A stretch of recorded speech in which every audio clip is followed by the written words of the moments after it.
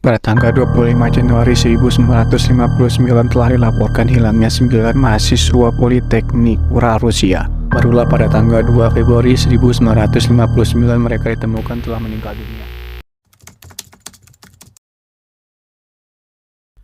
Insiden Dyatlov Pass.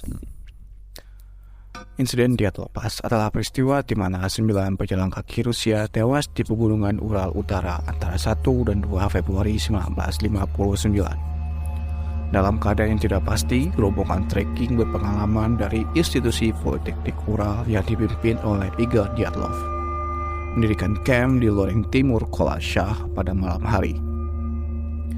Sesuatu menyebabkan mereka keluar dari tenda dan melarikan diri dari perkemahan tanpa pakaian yang memadai untuk mengatasi hujan salju lebat dan suhu di bawah 0 derajat. Setelah mayat kelompok itu ditemukan, penyelidikan oleh otoritas Soviet menetapkan bahwa 6 orang meninggal karena hipotermia, sementara 3 lainnya tewas akibat trauma fisik. 1 korban mengalami kerusakan tengkorak yang parah, 2 mengalami trauma dada yang parah, dan 1 lagi mengalami retakan kecil di tengkorak. 4 mayat ditemukan tergeletak di air yang mengalir di sungai, dan 3 lainnya mengalami kerusakan jaringan lunak di kepala dan wajah. 2 mayat kehilangan mata, 1 kehilangan lidah, dan 1 lagi kehilangan alis. Penyelidikan yang dilakukan pada saat itu menyimpulkan bahwa kekuatan alam yang memaksa telah menyebabkan kematian mereka. Banyak teori telah diajukan untuk menjelaskan kematian misterius ini. Beberapa teori melibatkan serangan hewan, hipotermia, longsoran salju, angin katabati, kepanikan yang diinduksi infrasonik, keterlibatan militer, atau beberapa kombinasi dari semuanya. Rusia membuka penyelidikan baru atas insiden tersebut pada tahun 2019 lalu, dan kesimpulannya disajikan pada bulan Juli 2020. Longsoran salju pada akhirnya ditetapkan menjadi pemicu utama atas insiden ini. Akibat adanya longsoran salju, orang-orang dalam rombongan tersebut terpaksa meninggalkan camp mereka dalam visibilitas rendah dan pakaian tidak memadai, dan kebanyakan meninggal karena hipotermia. Andrei Kuyakov, wakil kepala kantor kejaksaan regional, mengatakan itu adalah perjuangan heroik. Tidak ada kepanikan, tetapi mereka tidak memiliki kesempatan untuk menyelamatkan diri dalam keadaan seperti itu. Sebuah studi yang dipimpin oleh ilmuwan dari IPFL dan Ed Shurich yang diterbitkan pada tahun 2021 menyarankan bahwa jenis longsoran salju yang dikenal sebagai longsoran lempengan biasa menjelaskan beberapa cedera yang dialami para korban. Sebuah celah gunung di daerah itu kemudian dinamai Dyatlov Pass untuk mengenang kelompok tersebut. Dalam banyak bahasa, insiden tersebut sekarang disebut sebagai insiden Dyatlov Pass. Namun, kejadian itu sebenarnya terjadi sekitar 1.700 meter di lereng timur Kolasha. Sebuah singkapan batu yang menonjol di daerah itu sekarang menjadi memorial bagi kelompok tersebut. Monumen ini terletak sekitar 500 meter timur tenggara di tempat kejadian sebenarnya. Insiden Dyatlov Pass menunjukkan beberapa fakta sebagai berikut. Yang pertama, mereka berangkat menuju pegunungan Ural di tengah musim dingin yang bersalju. Disebutkan tragedi Dyatlov Pass terjadi di pegunungan Ural yang membelah Asia dan Eropa. Sebelum melakukan pendakian, 9 orang berangkat pada akhir Januari 1959. Mereka adalah mahasiswa institusi Politeknik Ural Rusia atau saat itu masih bernama Uni Soviet. Seperti yang saya singgung tadi, Igor Dyatlov yang paling berpengalaman dan dipercaya menjadi pemimpin perjalanan. Peristiwa tragis yang terjadi juga diambil dari nama pemimpinnya. Kelompok pendaki terdiri dari Lyudmila, Zinalda, Alexandra, Ruster, Nicholas, Yura, Yudin, dan 2 Yuri, yaitu Yuri Doresenko dan Yuri Krivoseychenko. Meski sudah berpengalaman, mereka tetap ditemani oleh seorang pemadu bernama Semyon Zlatravio. Suasana perjalanan sejak keberangkatan sampai menuju lokasi bisa diketahui dari buku catatan harian salah satu dari mereka. Perjalanan dilakukan pada saat musim dingin bersalju. Mereka menyewa sebuah kereta luncur yang ditarik oleh kuda untuk membawa perbekalan selama 24 km ke lokasi yang mereka tuju. Mereka melakukan pendakian dan mendirikan tenda di tempat yang terlarang.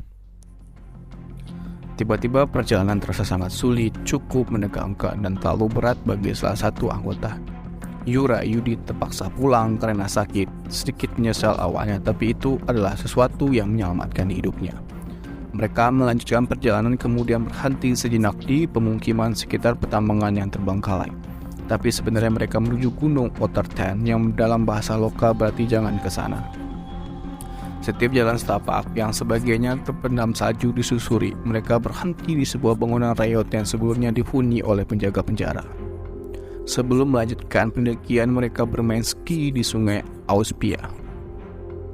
Entah dari firasat atau ketika mereka terpikir untuk mendirikan sebuah tenda di Kolasha yang berarti gunung kematian, tenda didirikan di sebuah lubang dangkal, sepertinya lubangnya sengaja digali untuk berlindung dari terpaan angin.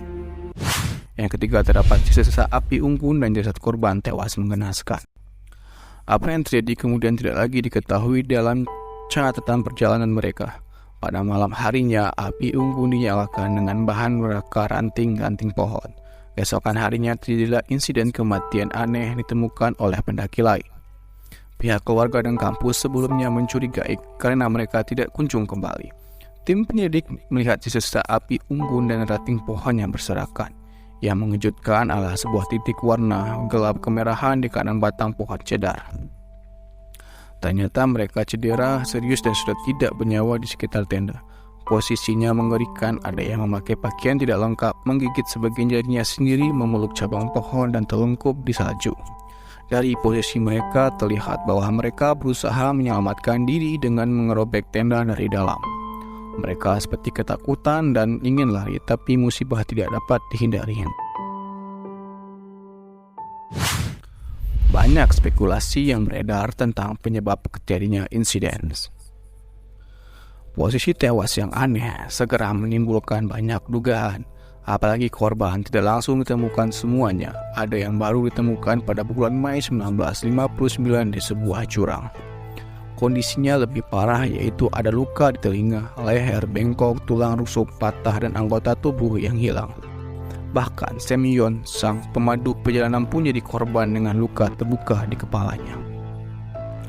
Meski terdapat luka-luka dari benda tumpul, berita yang beredar hanya seputar fenomena alam atau serangan binatang buas. Tapi orang-orang tua mereka berpikir bahwa hal tersebut korban dari militer.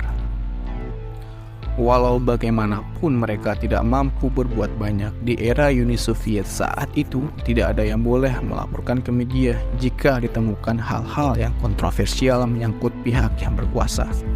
Jurnalis lokal dipaksa untuk diam ketika ada informasi bahwa sebagian pendaki adalah anggota komunis atau bahkan agen mata-mata.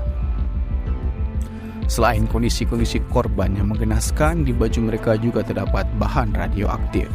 Selama 6 dekade banyak pertanyaan yang belum terjawab.